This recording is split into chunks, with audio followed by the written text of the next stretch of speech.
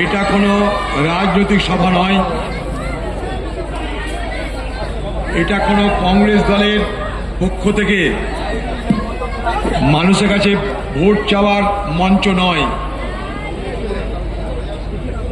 আমরা আজকের এই সভার আহ্বান করেছিলাম